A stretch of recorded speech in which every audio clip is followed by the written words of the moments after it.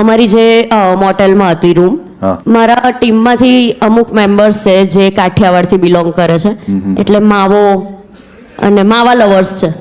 માવો આમ ચાલુ જ હોય, એ લોકો ઘસી ઘસીને બસ. એ લોકો નીચે રિસેપ્શન આગળ બધી ગેમ ઝોન ને બધું હતું, એટલે ત્યાં રોજ એ લોકો 4 દિવસ આ જ કરવાનું છે એમ. ત્યાં આ ભૂરિયો એ લોકોનો ફ્રેન્ડ થઈ ગયો, બરાબર. અને એ બી પાછો ગિટારિસ્ટ હતો, એટલે આર્ટિસ્ટ એટલે પેલું આમ બોન્ડિંગ થઈ જાય.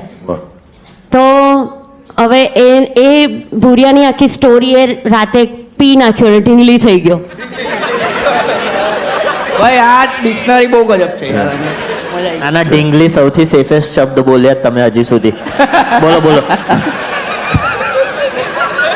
તો એ ઢીંગલી થઈ ગયો અને પછી એણે એની આખી લવ સ્ટોરી કીધી કે મારી સાથે આવું થયું અને પછી મને ઘરમાંથી એની વાઈફે એને કાઢી મૂક્યો હતો.